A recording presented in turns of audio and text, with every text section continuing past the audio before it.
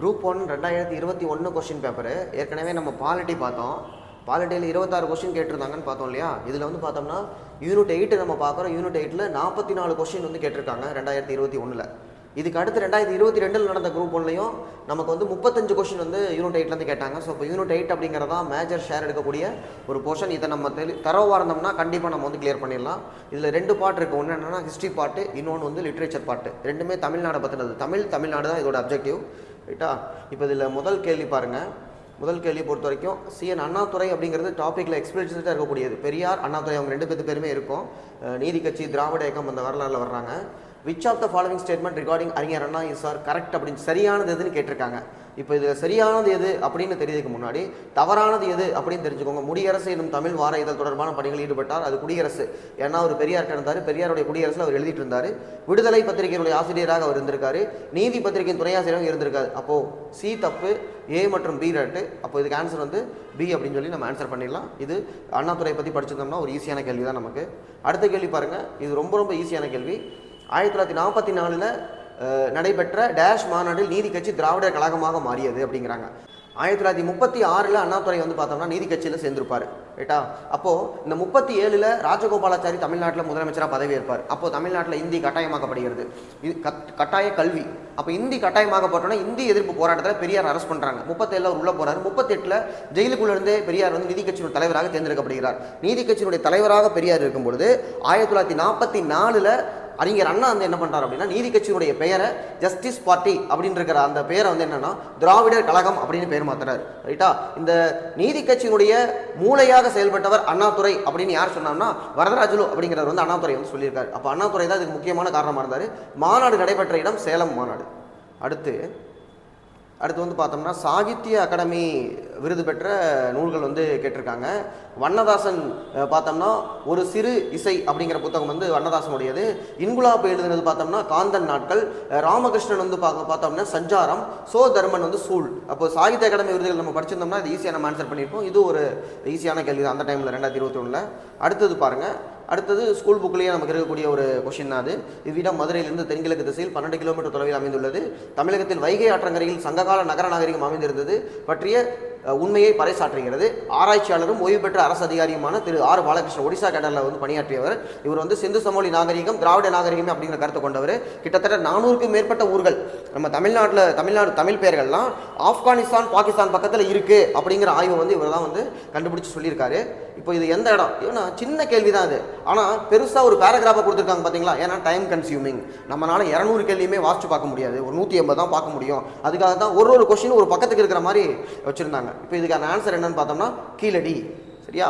இதில் வந்து பொருந்தல் அப்படின்னோம்னா நமக்கு திண்டுக்கல் மாவட்டம், கொடுமணல் அப்படிங்கிறது ஈரோடு மாவட்டம், அழகன்குளம் அப்படிங்கிறது பார்த்தோம்னா ராமநாதபுரம் மாவட்டம். இப்போ கீழடியில் பார்த்தோம்னா நமக்கு 10ஆம் கட்ட அகல நடந்துட்டு இருக்கு. அதில் தமிழி தா அப்படின்னு எழுதின ஒரு ஓடு வந்து நமக்கு வந்து கிடைச்சிருக்கு, ரைட்டா? அடுத்து பாருங்க. ஏதிலால் கவலை கவற்ற ஒரு மூலை அறுத்த திருமா உண்ணி அப்படிங்கிறது எதில் இருக்குன்னு கேட்டிருக்காங்க. இது நற்றினில் இருக்கு. அதாவது என்னன்னா இது யாரை சொல்லுகிறது அப்படின்னா கண்ணகியை சொல்லக்கூடியது. அப்போ சிலப்பதிகாரத்துக்கு முன்னாடியே நமக்கு வந்து எங்கேயாவது குறிப்பு இருக்கா? ஏன்னா அந்த மாதிரி ஒரு சம்பவம் நடந்த உடனே அவர் என்ன ரன்னிங் கமெண்ட்ரியா? சிலப்பதிகாரத்தில் இளங்கோவடிகள் வந்து நடந்த உடனே அந்த சம்பவத்தை பதிவு பண்ணல. முன்னாடியே நடந்த ஒரு சம்பவத்தை ஒரு சின்ன கதையாக இருக்கிறத எடுத்து ஒரு பெரிய இலக்கியமாக அவர் எழுதியிருப்பார். அப்போ அதை பற்றின குறிப்பு எங்கே இருக்குது அப்படின்னு பார்த்தோம்னா நற்றினில் வந்து இருக்கு. அடுத்தது பாருங்க. கீழ் காண்பவர்கள் யார்? டாக்டர் பி ஆர் அம்பேத்கர் 2 தலைமுறைகளுக்கு முன்பே எதிர்நோக்கி அறிவுசார் மனிதர் என கருதப்படுகிறார் அப்படின்னு பார்த்தோம்னா அம்பேத்கருக்கு முன்னாடியே இவர் அயோத்திதாச பண்டிதர் தான் அதுக்கான ஆன்சர். ஏன்னா இவரும் புத்த சமயத்தை தழுவியிருப்பார். இவரும் வந்து தாழ்த்தப்பட்டவர்களுக்காக வந்து போராடியவர். அப்போ நிறைய ஒரு ரிஃபார்ம்லாம் கொண்டு வந்த காரணத்தினால அவர் அந்த மாதிரி வந்து சொல்கிறாங்க. அடுத்தது பாருங்க. 1965 இந்திய எதிர்ப்பு போராட்டம் நடந்தபோது தமிழ்நாட்டில் யார் முதலமைச்சராக இருந்தார்? இப்போ இந்திய எதிர்ப்பு போராட்டத்தில் இவங்க கேட்குற சிம்பிள் என்னன்னா 1965 யார் முதலமைச்சர் அப்படிங்கிறத அந்த கேள்வியோட சாராம்சம். 1965 பார்த்தோம்னா பக்தவச்சலம். ஏன்னா காமராஜர் 1963 அவர் தான் முதலமைச்சராக இருப்பார். 63 என்ன பண்ணியிருப்பார்னா கே பிளான் காமராஜர் திட்டம்னு ஒரு திட்டத்தை கொண்டு வந்து வயதானவர்கள்லாம் வந்து என்ன பண்ணணும்னா கட்சி பணிக்கு போகணும், இளைஞர்கள்லாம் வந்து ஆட்சிக்கு வரணும் அப்படின்னு ஒரு திட்டத்தை சொன்னது மட்டும் இல்லாமல் முதல் ஆளாக அவரே ரிசைன் பண்ணியிருப்பார். அப்போ அவர் ரிசைன் பண்ணோடனே 63 யார் முதலமைச்சர்னா பக்தவச்சலம். 67 திராவிட முன்னேற்ற கழகம் வெற்றி பெற்று அண்ணாதுரை அவருடைய தலைமையில் ஆட்சி அமைக்க வரைக்கும் பக்தவச்சலம் தான் முதலமைச்சர். அப்போ இதுக்கான ஆன்சர் பக்தவச்சலம். ராஜாஜி பார்த்தோம்னா 1937 முதல்ல நமக்கு 1935 கவர்மெண்ட் ஆஃப் இந்தியா படி அவர் முதலமைச்சர். அதுக்கப்புறம் இந்தியா சுதந்திரம் வாங்கினதுக்கப்புறம் அரசியலமைப்பு நடைமுறைக்கு வருது இல்லையா, அந்த பொது தேர்தல் 1952 பொது தேர்தலில் தமிழ்நாட்டுடைய முதலமைச்சராக பதவி ஏற்றுக்கிறார். இவர் என்ன பண்ணியிருப்பார்னா குலக்கல்வி திட்டம் கொண்டு வந்திருப்பார் 53. அதனால இவர் 54 பதவி விலகிறது. 54 63 வரைக்கும் காமராஜர் வந்து முதலமைச்சர். 9 ஆண்டுகள் காமராஜர் முதலமைச்சர். அவருக்கு அப்புறம் பக்தவச்சலம். அப்போ சுதந்திரத்துக்கு அப்புறம் எடுத்துக்கோங்க, ராஜாஜி, காமராஜர், பக்தவச்சலம் 3 பேர் தான் காங்கிரஸ். அதுக்கப்புறம் காங்கிரஸ் எப்பவுமே ஆட்சியில் இல்லை. சத்தியமூர்த்தி பார்த்தோம்னா சென்னையுடைய மேயராக இருந்திருக்காரு. காமராஜருடைய அரசியல் குரு. பூண்டி நீர்த்தேக்கம் அமைய காரணமாக இருந்தவர். சத்தியமூர்த்தி சாகர்னு அதுக்கு பேரே நம்ம வச்சிருக்கோம். காங்கிரஸுடைய தலைமை அலுவலகம் சென்னையில் இருக்கக்கூடிய சத்தியமூர்த்தி பவன் அதுக்கும் பேர் வச்சிருக்கோம். அடுத்து பாருங்க, தந்தை பெரியார் சுயமரியாதை மாநாட்டில் பெண்களின் நலனுக்காக திட்டங்கள் இயற்றப்பட்ட இடம் எந்த இடம்னு கேட்டோம்னா செங்கல்பட்டு மாநாட்டில் தான் அந்த திட்டங்கள் வந்து இயற்றியிருக்காங்க. அடுத்தது பாருங்க, தந்தை பெரியாரால் சுயமரியாதை இயக்கத்தின் தத்துவம் என கூறப்பட்டது யாது? சுயமரியாதை இயக்கத்தின் தத்துவம் என்னன்னு நம்ம அதை படிச்சிருப்போமான்னு தெரியல, ஆன்சர்லேருந்து சால்வ் பண்ண முடியுமான்னு பார்ப்போம். ஜென்ரலாக பார்த்தாவே இது மட்டும் ஒரு 3 வரி இருக்குது, மற்றதெல்லாம் ஒரு லைன் தான் இருக்குது. அப்போ ஆன்சருக்காக ஏதாவது ஆப்ஷன் வைக்கும்போது சின்னதாக வச்சிருப்பாங்கன்னு ஒரு லாஜிக் இருக்குது. ஆனால் அதை மட்டுமே நம்பி நம்ம போயிடக்கூடாது. மறுபிறப்பில் நம்பிக்கை இல்லாமல் இருப்பது, மறுபிறப்பை பற்றி அவங்க வந்து எதுக்கு சொல்ல போகிறாங்க? தத்துவம் என கூறப்பட்டது. மறுபிறப்பில் நம்பிக்கை இல்லாமல் இருப்பதா தத்துவமாக இருக்க போது? இறைவன் மீது நம்பிக்கை இல்லாமல் இருப்பது அதுவா பெரியாருடைய தத்துவம்? சிற்றின்பத்திற்கு மேலானது ஒன்றுமில்லை. சிற்றின்பத்தை பற்றி சொல்லுவாங்களா? பேரின்பம் சிற்றின்பம் அந்த கேள்விக்குள்ளேயே போகிறது கிடையாது. அடுத்து பாருங்க, பகுத்தறிவுன்னு வந்துருச்சு, அதை வச்சே நம்ம ஆன்சர் பண்ணிடலாம். பகுத்தறிவின் அடிப்படையில் தனக்கு சரி என்று நம்புவதை செய்வது, அவ்வாறு செய்த பின் தவறுகள் இருப்பின் பகுத்தறிந்து திருத்திக் கொள்வது, மேலும் அவ்விளைவுகளை ஏற்றுக்கொள்ளும் மனப்பாங்கு. இவ்வளவு பெரிய விளக்கம் இருக்கும்போதே அதுதான் சரின்னு நம்ம வந்து தெரிஞ்சுக்கலாம். சரியா? அடுத்தது பாருங்க, முதலாவது சென்னை மாநில சுயமரியாதை மாநாட்டை தலைமையேற்று நடத்தியவர் யார் அப்படின்னு கேட்டால் சவுந்தரபாண்டியன். அவர் தான் சரியான விடையாது. எம்ஆர் ஜெயக்கர்லாம் வரமாட்டாங்க. அவர் வந்து பார்த்தோம்னா ஒரு மிடில் மேன், காங்கிரஸ் கட்சிக்கும் நம்ம பிரிட்டிஷ்க்கும் இடையிலேருந்து ஒரு தூதராக இருக்கக்கூடிய மிடில் மேனாக இருந்தவங்க. சுப்ராயன் அப்படிங்கிறவங்க வந்து நீதி கட்சியில் இருக்கவங்க. ஈவிகே சம்பத் அப்படின்னு பெரியாரோட சொந்தக்காரர், அவரெல்லாம் வந்து வர கிடையாது. சரியா? அடுத்தது பாருங்க, ஸ்வராஜ்யா. சுயராஜ்யங்கிற பத்திரிகை யாரோடதுன்னா டி பிரகாசம், ஆந்திர கேசரி டி பிரகாசத்தோட. ஜஸ்டிஸ் அப்படிங்கிற பத்திரிகை பார்த்தோம்னா டிஎன் நாயர். அந்த ஜஸ்டிஸ் அப்படிங்கிற பத்திரிகை தமிழில் வந்து நீதி அப்படின்னு சொல்லி நீதி கட்சிக்கான பேர் இந்த ஜஸ்டிஸ்ங்கிற பத்திரிகையில் தான் வந்துச்சு. திராவிடன் அப்படிங்கிறது பார்த்தோம்னா பக்தவச்சலம். ஏன்னா இவரோட பேர் காங்கிரஸ் இருக்கிறனால நம்ம தப்பா எடுத்துக்கூடாது. திராவிடங்கிற பத்திரிகை வந்து பக்தவச்சலம். நவசக்தி எல்லாத்துக்குமே தெரியும், திருவிகாவோட தான் நவசக்தி. இப்போ நவசக்தி திருவிகான்னு போடுங்க பார்க்கலாம், ஆன்சர் வந்துருமா? நவசக்தி திருவிக்கான்னு போட்டால் நமக்கு வந்து ஆன்சர் வந்துடும். திருவிக்காவை பொறுத்த வரைக்கும் தேசபக்தன் நவசக்திங்கிற அவரோடதுங்கிறது எல்லாத்துக்குமே தெரிஞ்சது. அப்போ இதில் கிரக்ஸ் இதுதான், இதை பிடிச்ச ஆன்சர் அடிச்சிடலாம். அடுத்தது பாருங்க, 1916 south Indian people association was renamed as justice party. நீதி கட்சிக்கு இன்னொரு பேர் 1916 இதான் வந்து தோற்றுவிக்கப்பட்டது. 1916 தன்னாட்சி இயக்கம் மன்னிப்பசன் ஆரம்பிச்சாங்க. அதில் பிராமணர்களுடைய டாமினேஷன் இருந்தது. அதனால நம்ம என்னன்னா இப்போ 1917 மாண்டேவ் அறிக்கை கொடுக்குறாரு. அப்போ நாளை பின்ன வந்து 1917 அப்புறம் ஒரு பொறுப்பாய்ந்த அரசு அமைய போகுதுன்னா அந்த பொறுப்பாய்ந்த அரசுல யார் இருக்க போறா அப்படின்னு பார்க்கும்பொழுது நம்ம இருக்கணும் அப்படிங்கிற காரணத்தினால தான் இந்த நீதி கட்சி அப்படிங்கிறது வந்து அமைக்கப்படுகிறது. ரைட்டா? அடுத்து பாருங்க, அதே கேள்வியே which political association became known as justice party? South Indian liberal front. இந்த இடத்துல ரைட்டா மேலே சவுத் இந்தியன் பீப்புள் அசோசியேஷன் கொடுத்துருக்காங்க, இங்கே வந்து பார்த்தோம்னா சவுத் இந்தியன் லிபரல் ஃப்ரண்ட் அப்படின்னு சொல்லி கொடுத்துருக்காங்க. Who first introduced cartoon picture in Tamil magazine? இதை நம்ம படிச்சிருப்போம். சுப்பிரமணிய பாரதியார் இந்தியா பத்திரிகையில் முதல் என்னன்னா கேலி சித்திரங்கள் வரையில வந்து அறிமுகப்படுத்தினார். இது நமக்கு தெரிஞ்ச கேள்வி தான், அதை ஆன்சர் பண்ணியிருப்போம். ஆனால் இந்த எக்ஸாம் எழுதும்போது எனக்கு தெரியல, இருந்தாலும் தெரியலைங்கிறதுனால நான் சி போட்டு அதில் கரெக்ட் ஆயிடுச்சு. நாகரிகம் பற்றிய தந்தை பெரியாரின் வரைவுக்குள் உட்படாத கருத்தாக்கம் எது? அனைத்து மதங்களையும் ஏற்றுக்கொள்ளுதல். உட்படாத கருத்து கேட்டிருக்காங்க. அனைத்து மதங்களையும் ஏற்றுக்கொள்ளுதல் கரெக்டு தான். தான் கொண்ட நன்மைகள் மற்றவர்களுக்கும் பயன்படும் வகையான முயற்சிகளை மேற்கொள்வது இதுவும் கரெக்டு தான். அனைத்து மனிதர்களுக்குமான முன்னேற்றம் இதுவும் கரெக்டு தான். இன்றைய அறிவியல் கண்டுபிடிப்பினால் ஏற்படும் முன்னேற்றமும் இனிமையான வாழ்க்கையும் progress based on scientific invention of today and making life pleasant அப்படிங்கிறது வராது. சரியா? அடுத்தது பாருங்க, who started journal named Dravida Pandithan? இந்த திராவிட பண்டிதன் அப்படிங்கிற இது வந்து 10வது புக்கில் இருக்கக்கூடியது. இது யாரோடது அப்படின்னு பார்த்தோம்னா அயோத்திதாச பண்டிதர். அயோத்திதாசரே இதில் ஆப்ஷன் இல்லை. அதனால் என்னாச்சு அப்படின்னா இதை வந்து கொஸ்டின் அண்ட் ஆன்சர் வந்து பிளேஸ் பிஃபோர் தி கமிட்டி. அப்போ இதுக்கான ஆன்சர் வந்து அயோத்திதாசர், திராவிட பண்டிதன். இவங்க ஜான் ரத்தினமும் அயோத்திதாச பண்டிதரும் சேர்ந்து திராவிட கழகம் வந்து 1882 ஆரம்பிச்சிருப்பாங்க. ஏன்னா 1944 திராவிட கழகம் ஆரம்பிச்சது அண்ணாதுரையினுடைய பரிந்துரையின் அடிப்படையில் நீதி கட்சி பெயர் மாற்றம் செய்யப்பட்டது. 82 பார்த்தோம்னா அயோத்திதாச பண்டிதரும் ஜான் ரத்தினமும் சேர்ந்து திராவிட கழகம் ஆரம்பிச்சிருக்காங்க. ஆனால் இங்கே நம்ம கேட்டிருக்கு திராவிட பண்டிதன்கிற இதழ். அந்த இதழ் வந்து யாருன்னு பார்த்தோம்னா அயோத்திதாச பண்டிதர். அப்போ இது விடையே இது கூட கிடையாது. அடுத்தது நேம் த விமன் லீடர். தமிழகத்தில் 1927 ஆண்டு நீல் உருவ சிலை சத்தியாகிரக போராட்டத்தில் கலந்து கொண்ட பெண்மணி. நீல் சிலை போராட்டம் 27 நடந்தது. 37 ராஜாஜி பதவி ஏற்றதுக்கு அப்புறம் தான் நீல் சிலை வந்து அகற்றப்பட்டது. இந்த நீல் வந்து பார்த்தோம்னா 1857 புரட்சி வந்து வன்முறையை கொண்டு அடக்கியவர், கொடூரமான ஆள். அவனுக்கெல்லாம் செலவிக்கிறமே அப்படின்னு சொல்லி நம்ம ஏற்று போறோம்னா அதில் பெண்களுடைய பங்களிப்பு முக்கியமான காரணம். அதில் முக்கியமானவங்க யாருன்னு பார்த்தோம்னா Padmasini. Which one of the following statement is correct regarding Chempakaraman Pillai? Jai Hind Shenbagaraman. இவர் திருவிதாங்கூர் அரசில் கன்னியாகுமரி மாவட்டத்தைச் சேர்ந்தவர். பாரத மாதா வாலிபர் சங்கம் என்னும் அமைப்பை தோற்றுவித்தார். இந்திய தேசிய ராணுவத்தைச் சேர்ந்த லட்சுமி 1931 வந்து திருமணம் பண்ணியிருக்காரு. ஜெர்மனி படையில் சேர்ந்து முதல் உலக போரில் ஆங்கிலேயருக்கு எதிராக போராடினார். எம்டன் கப்பல்னு ஒரு கப்பலை தூக்கிட்டு வந்து பாம்பு போட்டார். இவர் இந்த பாம்பு விழுந்த அப்படியே இருக்குது. உயர்நீதிமன்ற கட்டடத்து மேலே வந்து பாம்பு விழுந்திருக்கு. ரைட்டா, ரொம்ப முக்கியமான பர்சனாக வந்து இருந்தவர் ஜெர்மனியில். ரைட். அடுத்து which women freedom fighter participated இந்த மெட்ராஸ் சால்ட் சத்தியாகிரகா? செல்வி துர்காபாய் வந்து இது பண்ணிட்டாங்க. முதல்ல வந்து உப்பு சத்தியாகிரகத்தினால வந்து ஃபைன் கட்ட பெண்மணி யாருன்னு கேட்டால் ருக்மணி லட்சுமிபதி அவங்க. இதில் வந்து என்னன்னா செல்வி துர்காபாய். ரைட்டா. அடுத்தது பாருங்க, கீழ்கண்ட காரணிகளில் தென்னிந்திய கிளர்ச்சி காரணமாக அமைந்தது எது? இது பொதுவாக பாருங்கள், நமக்கு யூனிட் 8ல் இருக்கக்கூடிய ஆங்கிலேய ஆட்சிக்கு எதிரான தொடக்ககால கிளர்ச்சிகள் அப்படிங்கிற டாபிக் ரொம்ப முக்கியமான டாபிக். 10th புக்கில் ஒரு பாடம் இருக்குது, +1 அதில் கொஞ்சம் இருக்கும், 8th புக்லேயும் கொஞ்சம் இருக்கும். 10th நிறையா கேட்டிருக்காங்க. அந்த புக்கில் இருக்கக்கூடிய வரி கேள்வியாக வந்து எடுக்கப்பட்டிருக்கு. பாளையங்களில் கம்பெனியின் சீர்திருத்தங்கள். இவங்க பாளையங்களில் பிரிட்டிஷ் பண்ண சீர்திருத்தம் ஒரு முக்கியமான காரணம். ரைட்டா.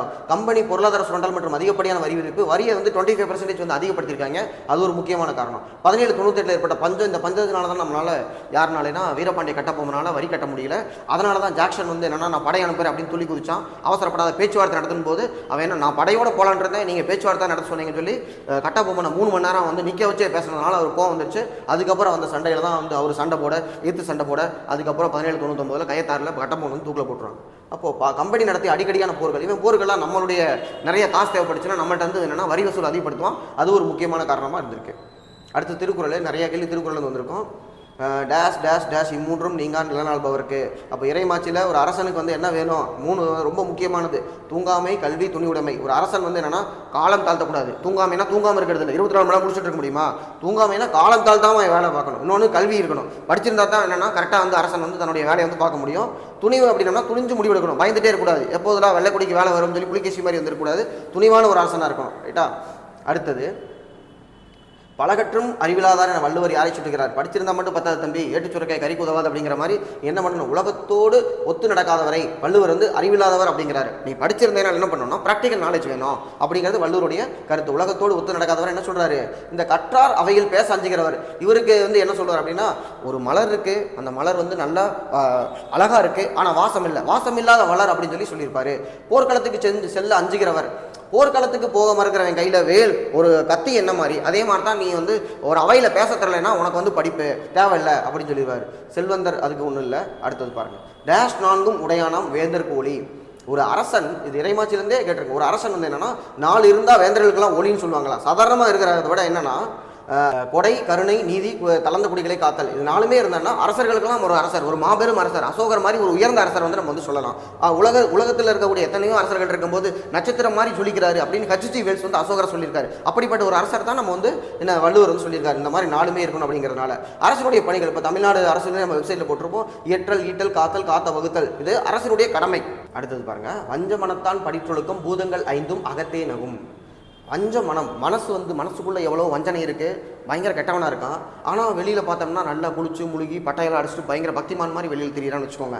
அப்போ அவனை பார்த்து என்னென்னா அவனுக்கு தெரியும் அவன் மனசுக்குள்ளே எவ்வளோ அழுக்கு இருக்குன்னு சொல்லிட்டு அவனை பார்த்து என்னை யாருக்குமே தெரியாது, நான் கெட்டவனை கண்டுபிடிக்க முடியாது நினைக்கக்கூடாது. ஏன்னா 5 பூதங்களும் எப்போவுமே பார்த்துட்டு இருக்கும், பஞ்சபூதங்களுக்குமே எல்லாப்பயுமே பார்த்துட்டு இருக்கும். அது 5 அகத்தே நகும் சொல்லி வள்ளுவர் சொல்கிறார். இது எதுக்கு அப்படின்னா போலி ஒழுக்கமாக போலியாக ஒழுக்கமாக இருக்க மாதிரி நடிக்கிறது. உள்ளுக்குள்ளே ஒழுக்கமே இல்லை, ஆனால் வெளியில் பார்த்தோம்னா ஒழுக்கமாக இருக்க மாதிரி நடிக்கிறது, அது போலி ஒழுக்கம். அடுத்து துன்பத்தை எவ்வாறு வெல்ல வேண்டும் என்று வள்ளுவர் நெறிப்படுத்துகிறார். துன்பத்தை எப்படி நாம் வெல்ல வேண்டும் அப்படின்னு பார்த்தோம்னா துன்பத்திற்கே துன்பம் கொடுக்கணும். இடும்பைக்கு இடும்பை படுப்பர், இடும்பைக்கு இடும்பை படாதவர் அப்படின்னு சொல்லி வள்ளுவர் சொல்றார். இன்னொன்று துன்பத்தை எப்படி நம்ம ஓட்டுறது அப்படின்னோம்னா வள்ளுவர் சொல்றாரு, அது கவுண்டமணி காமெடியில் கூட வரும், வைதேகி காத்திருந்தால இடுக்கண் வருங்கால் நகுக அப்படிங்கிறாரு. அதாவது துன்பம் வரும் வேலையில் சிரிங்க, இடுக்கண் வருங்கால் நகுகனா சிரிக்கிறது, அதனை அடுத்துருவது அக்தோப்பதில், அந்த துன்பத்தை விளக்குறதுக்கு அதை விட சிறந்த ஒரு வழியே கிடையாது அப்படின்னு சொல்லி வள்ளுவர் சொல்லியிருக்காரு. அப்போ இதில் நமக்கு என்ன ஆன்சர்னா துன்பத்திற்கே துன்பம் கொடுத்தது தான் துன்பத்திலிருந்து நம்ம தப்பிக்கிறதுக்கான ஒரே வழி அப்படிங்கிறது.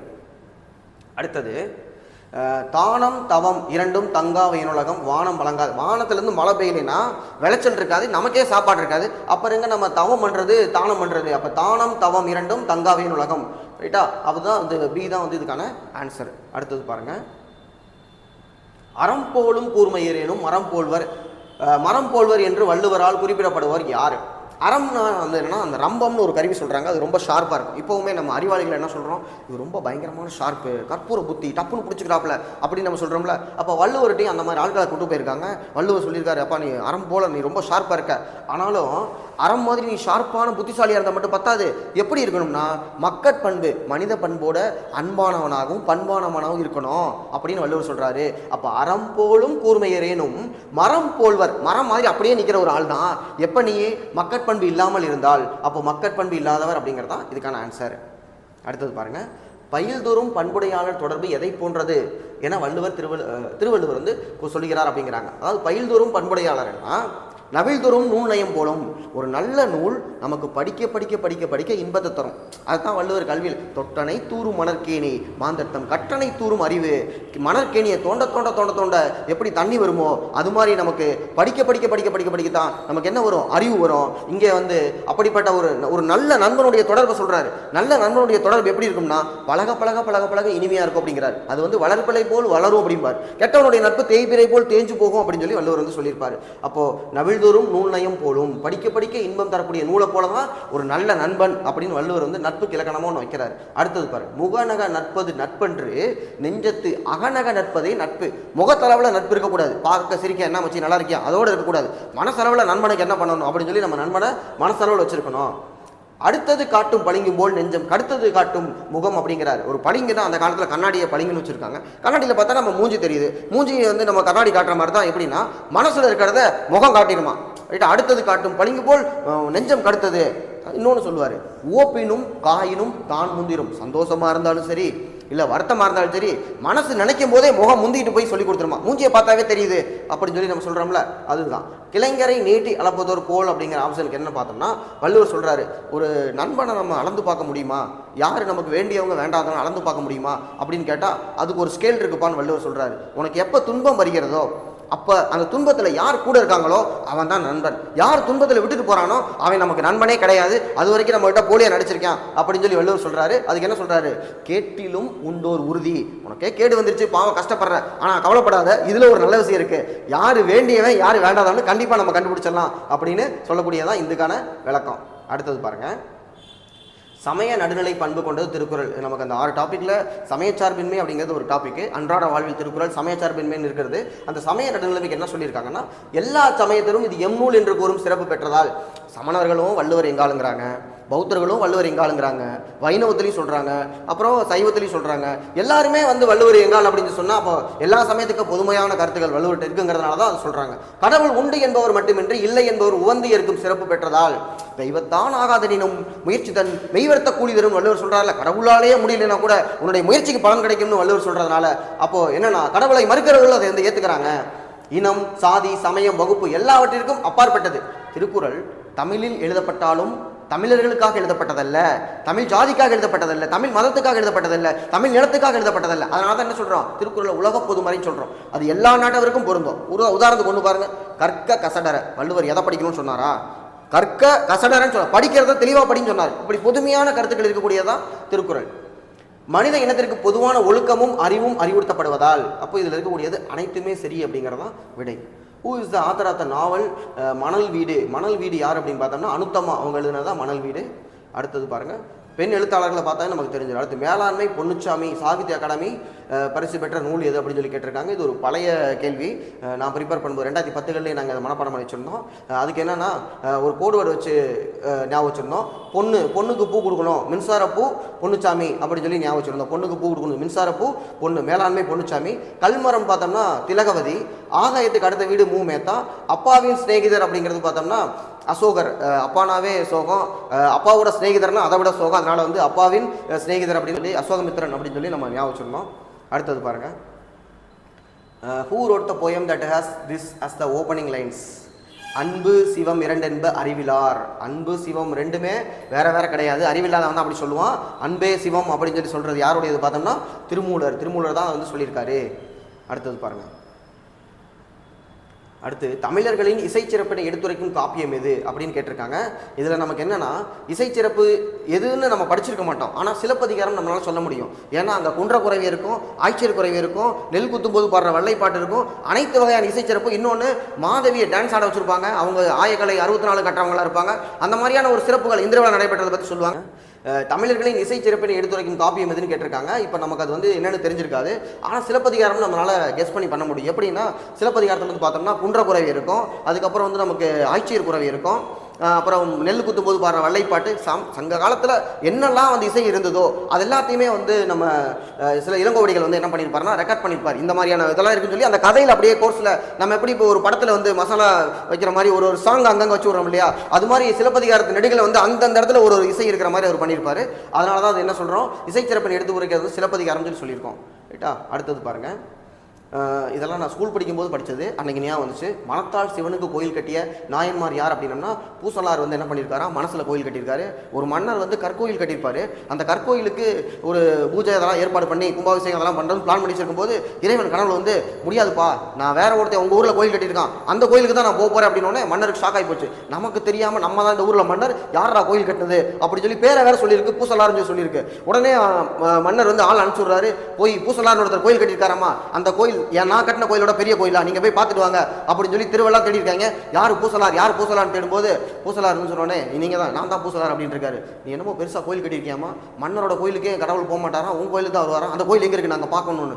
என்ன, நான் மனசுல கோயில் கட்டினது இறைவன் தெரிஞ்சுக்கிட்டாரா அப்படின்னு சொல்லி அவருக்கே பயங்கர ஷாக்காகி போச்சு.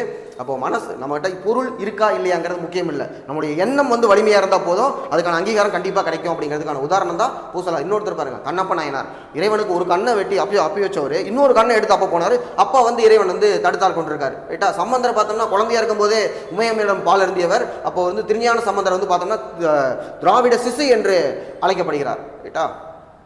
அடுத்தது பாருங்க, ஒரு செம்மொழியின் பண்புகளாக கீழ்காணும் எவற்றை குறிப்பிடலாம் அப்படிங்கிற சுதந்திரமான தனித்து விளங்கும் இலக்கிய மரபு இருக்கும்.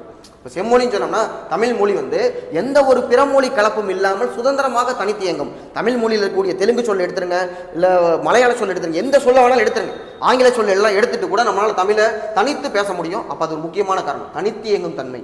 அப்புறம் தாய்த்தன்மை. தாய்த்தன்மை என்னன்னா மலையாளம், தெலுங்கு, கன்னடம், திராவிட மொழிகளுக்கு எல்லாமே மூல திராவிட மொழினா அது தமிழ் தான். அப்போ அந்த தாய்த்தன்மையும் நம்மளுக்கு தமிழில் இருக்கக்கூடியது. பெரும் பண்டைய மற்றும் வாய்மொழியினால் இலக்கிய பாரம்பரியத்தை மட்டுமே கொண்டது இங்கே தான் டெஸ்ட் பண்ணிட்டாங்க. வாய்மொழியில் மட்டும் இருக்கக்கூடாது. தமிழுக்கு என்ன வெறும் வாய்மொழி, நாட்டுப்புற இலக்கியம் மட்டுமா இருக்கு, சங்க இலக்கியம் சொல்லி அவ்வளோ எழுதி வச்சிருக்கணும். அது ஒன்னே போதும் தமிழ் செம்மொழின்னு சொல்றதுக்கு அப்படின்னு நான் சொல்லல. ஜார்ஜ் எல்காட் தமிழுக்கு செம்மொழி அந்தஸ்து வேணுங்கிற அறிக்கை கொடுத்து அவரே சொல்லியிருக்காரு. சரியா? அப்ப இது தவறான ஒண்ணு. பெரும் பண்டைய மற்றும் எழுதப்பட்ட இலக்கிய பாரம்பரியம் ரெண்டையுமே கான்ட்ராக்ட் பண்ணிட்டாங்களா? இந்த இடத்துல பெரும் பண்டைய மற்றும் வாய்மொழி, இந்த இடத்துல பெரும் பண்டைய மற்றும் எழுதப்பட்ட. அப்ப எழுதப்பட்டது இருக்கணுமா, வாய்மொழி இருக்கணுமா? எழுதப்பட்டது இருக்கணும். அப்போ நடுவில் இருக்கிறத அடிச்சு விடுங்க, ஆன்சர் வந்துடும். ஏஎன்சி மட்டும் அப்படிங்கிறது எடுத்துடலாம். அடுத்து இந்த கேள்வி எனக்கு தெரியல, இருந்தாலும் நான் கரெக்டாக போட்டேன். நிறைய பேர் இதில் தாய்மை போட்டு வச்சுட்டாங்க. மகமுறை நோக்கி முகனமர்ந்து ஆனா விருப்பின் தானின் ஊட்டி விடுறதுன்னா அம்மா மட்டும்தான் இல்லை, அம்மாவை கூட ஊட்டி விடுவாங்கல்ல. ஏன்னா இந்த காலம் பாருங்க, நான் உங்களுக்கு பெரும்பாலும் ஆற்றுப்படை நூல்கள் மொத்தம் நமக்கு 5 இருக்கு 10 பாட்டில். ஆற்றுப்படை என்ன சொல்லுது, ஒருவர் தான் பெற்ற இன்பத்தை இன்னொருத்தர், நான் இந்த மன்னன்ட்ட போனேன், இந்த வள்ளல்ட்ட போனேன், அவர் எனக்கு இது கொடுத்தாரு, நீங்களும் போனீங்கன்னா உங்களுக்கு கிடைக்கும் சொல்லி ஆற்றுப்படுத்துதல், வழிப்படுத்துதல் தான் ஆற்றுப்படைன்னு சொல்றோம். அப்போ இவங்க என்ன பண்ணுவாங்களா, நமக்கு எத்திக்ஸ் புக்கில் சிறுபான்மையாற்றுப்படை கொடுத்துருக்காங்க. ரைட்டா? அவங்களே ஒரு தேரலை ஊற்றி கொடுத்து அது பாம்பு கடிச்சது மாதிரி இருக்கும், பாம்பு வெகுண்டன்ன அப்படின்னு சொல்லி போட்டிருப்பாங்க எத்திக்ஸ் புக்கில். ரைட்டா? அப்புறம் தங்க கிண்ணங்கள்லாம் பார்த்தோம்னா நம்மளுடைய சூரியன் நட்சத்திரங்கள்லாம் தோத்து போகிறதுக்கு ஜொலிக்குது, அந்த கிண்ணத்தில் சாப்பாட்டை போட்டு அப்படியே ஊற்றி விடுறாங்க. அது மாதிரி ஊட்டி விடுறது எதுல இருக்கு அப்படின்னு பார்த்தோம்னா விருந்தோம்பலை சொல்லுது. அந்த காலத்தில் விருந்தோம்பலுக்கு அப்படி பண்ணியிருக்காங்க. உட்கார வச்சு சாப்பாடு போகிறதே பெரிய விஷயம், இதில் பார்த்தீங்கன்னா ஊட்டி விட்டுருக்காங்க அப்படின்னம்னா ஆச்சரியப்படுறமான விஷயம் தான். அடுத்தது பாருங்க, மனிதன் சுதந்திரமாக பிறக்கிறான், சுயமரியாதை, இதை வச்சே சொல்லிடலாம் தந்தை பெரியார். அவனின் பிறப்புரிமை, சமூக நீதி, சமூக சமத்துவத்தை உறுதிப்பற்றும் என்று கூறியவர் யாருன்னு பார்த்தோம்னா நமக்கு தந்தை பெரியார். அடுத்தது 1929ஆம் ஆண்டு செங்கல்பட்டில் கூட்டப்பட்ட சுயமரியாதை இயக்க மாநாட்டில் தந்தை பெரியார் ஒரு முக்கிய விடயம் தொடர்பான தீர்மானத்தை இயற்றினார். சுமார் 60 ஆண்டுகளுக்கு பிறகு 1989ஆம் ஆண்டில் தமிழகம் அதனை சட்டமாக இயற்றியது. ஸ்கூல் புக்கில் அழகாக இருக்கக்கூடியது.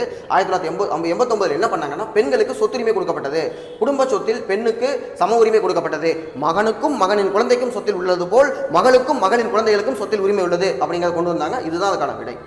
அடுத்தது பாருங்க, இந்த கேள்வி எனக்கு சுத்தமாக தெரியல. சாகித்ய அகாடமி வென்ற, ஆனால் இதை நான் கரெக்டாக போட்டேன், அதான் பியூட்டி. சாகித்ய அகாடமி வென்ற எழுத்தாளர் திரு சு வெங்கடேசன் அவர்களால் எழுதப்பட்ட வேள்பாரி என்ற நூலின்படி உள்ள சரியான கூற்று. இப்போ எனக்கு வேள்பாரியை யார் எழுதுனான்னு கேட்டால் நான் மாட்டிருப்பேன், என்னால் ஆன்சர் பண்ணிருக்க முடியாது. ஆனால் இவங்க என்னன்னா கொஸ்டினே கொடுத்துட்டாங்க. சு வெங்கடேசன் அவர் தான் வந்து வேள்பாரி, மதுரையில் எம்பியாக இருக்கிறவர், வந்து அவருடைய காவல் கோட்டம் அப்படிங்கிறது நமக்கு வந்து பார்த்தோம்னா விருது, சாகித்ய அகாடமி விருது வாங்கியிருக்கோம். வேள்பாரி இதில் பார்த்ததுக்கு அப்புறம் தான் இந்த புக்கை வாங்கியே நான் படித்தேன். சரியா? இதில் என்னன்னா பாரினா நமக்கு ஒரு விஷயம் தெரிஞ்சிருப்போம், அதை வச்சு நான் கெஸ் பண்ணேன். பாரினா என்னன்னா முல்லைக்கு தேர் தந்தான் பாரி. தேர் ஓடிட்டு இருக்க போகும்போது ஒரு முல்லை கொடி, அதாவது மல்லிகை கொடி, முல்லைனா அவங்க மல்லிகைங்கிறாங்க, அந்த முல்லை கொடி வந்து என்னன்னா படர்ந்துருக்கு, அதுக்கு ஒரு குச்சியை நட்டு வச்சுட்டு போயிருக்கலாம். ஆனால் என்ன பண்ணிட்டா தேரையை நிறுத்திட்டு போயிட்டான் முல்லை கொடி. அப்படின்னா என்னன்னா ஒரு குச்சியை நட்டு வச்சுட்டு போயிருந்தா என்ன நடந்திருக்கும்? யாராவது போறவங்க வந்து அந்த மல்லிகை கொடியை ஒடிச்சிட்டு போயிருக்கலாம், இல்லை பூ பிடிங்கிருக்கலாம். ஆனால் பாரியோட தேர் நிற்குதுன்னா, எப்பா பாரியோட தேர்ப்பா, அந்த பக்கமே யாரும் போயிடக்கூடாது. அப்போ அந்த மல்லிகை கொடிக்கு முழுமையான பாதுகாப்பு கொடுத்துருக்கான்ல. இப்போ அதை வச்சு யோசிச்சு பாருங்க. பாரி பறவைகள், பூச்சிகள், தாவரங்கள், தாவரங்கள் மீது அவனுக்கு அக்கறை இருந்ததுங்கிறத அவன் முல்லைக்கு தேர்தல் மூலமாக தெரிஞ்சுக்கிறோம்ல. ஆகியவற்றை பற்றி தெளிவாகவும் விரிவாகவும் அறிந்திருந்த இயற்கை சார்ந்த மனிதர் ஆவார் அப்படின்னு இதை படிச்சதுக்கு அப்புறம் நான் தெரிஞ்சுக்கிட்டேன். படிக்காமே நம்மளால கெஸ் பண்ண முடிஞ்சது. இன்னொன்று, வேள்பாரி கதையானது மனிதனின் பேராசைக்கும் இயற்கைக்கும் இடையிலான முரணை பறைசாற்றுகிறது. அது எனக்கு தெரியல, இருந்தாலும் ஒன்றும் பெருசாக தப்பா இல்லையே அப்படின்னு சொல்லி 2 கரெக்டுன்னு போட்டேன், 2மே கரெக்டாக போச்சு. அடுத்தது கேள்வி பாருங்க. அடுத்த கேள்வி நம்ம திரைப்படம் சார்ந்தது. தலை சிறந்த படைப்பான பரியேறும் பெருமாள், இந்த படம் பார்த்துருந்தேன். அப்போ நமக்கு டைரக்டர் பேரும் நமக்கு தெரிஞ்சிருக்கும். இப்படம் சாதிய கட்டமைப்பின் கொடிய விளைவுகளை சுட்டிக்காட்டுகிறது. இப்படம் மிகச்சிறந்த படம் என்ற வரிசையில் பிலிம்பேர் விருது பெற்றது. இப்படம் திரு மாரி செல்வராஜால் இயக்கப்பட்டு நீலம் தயாரிப்பு குழுமத்தால் வெளியிடப்பட்டது. இது எல்லாத்துக்குமே தெரிஞ்சிருக்கும். ஓகே, அது கரெக்டாக போட்டாச்சு. அடுத்து, தந்தை பெரியார் மக்கள் தங்கள் உயிருக்கு ஒப்பாக என்ன வேண்டும் என்றது அவர் சொன்னது சுயமரியாதை தான் சொல்லியிருக்காரு. குடும்பம் கௌரவம், என்னப்பா கௌரவம், அதெல்லாம் அவர் சொல்ல கிடையாது. தாய்நாட்டின் விடுதலை, முதல்ல நமக்கு சுயமரியாதை தேவை, அதுக்கப்புறம் தான் மற்றதை பற்றி நம்ம யோசிக்க முடியும். பகுத்தறியும் திறன் தேவை, அதை விட ரொம்ப முக்கியமானது என்னவா இருக்கணும்? சுயமரியாதை ரொம்ப தேவைன்னு சொல்லிடுவாரு. அடுத்தது பாருங்க. தந்தை பெரியாரின் ஆதரவுடன் முதலமைச்சர் ஒருவர் இவ்வாறு சவால் விடுத்தார். கேட்டா 1954 63 வரைக்கும் காமராஜர் முதலமைச்சர். அவர் சொன்னது என்னன்னு பாருங்க. தாழ்ந்த சாதி மருத்துவர் தவறாக ஊசி போட்டதால் இறந்த ஒரு மனிதரை என்னிடம் காண்பிக்கவும், அல்லது தாழ்ந்த சாதி பொறியாளர் தகர்ந்து போன ஒரு கட்டிடத்தை என்னிடம் காண்பிக்கும். ஒரு இன்ஜினியர் வந்து தாழ்ந்த ஜாதி, அவர் கட்டின கட்டணம் வந்து இடிஞ்சு போச்சுன்னா எங்கிட்ட காமி. இல்லை ஒரு மருத்துவர் வந்து தாழ்ந்த ஜாதி, அவர் ஊசி போட்டதுனால செத்து போயிட்டாருன்னா எங்கிட்ட காமி அப்படின்னு சொல்லி யார் சவால் விடுதுன்னு பார்த்தோன்னா காமராஜர். என்னப்பா இருக்கு, படித்தா எல்லாருமே பண்ணலாம். ஏன்னா முன்னாடி என்னன்னா நீதி கட்சி ஆட்சி வர்றதுக்கு முன்னாடி சமஸ்கிருதம் கட்டாயமாக இருந்தது மருத்துவ கல்விக்கு. அதை ரிமூவ் பண்ணதுக்கு அப்புறம் தான் முத்துலட்சுமி ரெட்டி முதல் பெண் மருத்துவராக படித்து வந்து வர முடிஞ்சிருக்கு. அடுத்து, கீழ்காணும் எந்த சம்பவங்கள் தந்தை பெரியாரை வகுப்பாத இடஒதுக்கீடு தேவை என்ற கிளர்ச்சியை உந்தியது அப்படின்னு பார்த்தோம்னா, அரசு வேலைகளில் பின்தங்கிய வகுப்பில் மிக குறைவான பிரதிநிதித்துவம், வகுப்பறை இடப்பங்கீடு செல்லாத மத்திய அரசு ஏற்ற தீர்மானம், வகுப்பறை இடப்பங்கீடு செல்லாத மாநில அரசு ஏற்ற தீர்மானம், தொழிற்சார் கல்வியில் வகுப்பறை இடப்பங்கீடு செல்லாத உயர்நீதிமன்றம் உச்சநீதிமன்றம் அறிவித்தது. டி தான் இதுக்கு சரியான ஒரு விடை. ஏன்னா நம்ம சுதந்திரம் வாங்கிட்டோம், அதுக்கப்புறம் கான்ஸ்டியூஷன் வந்துருச்சு.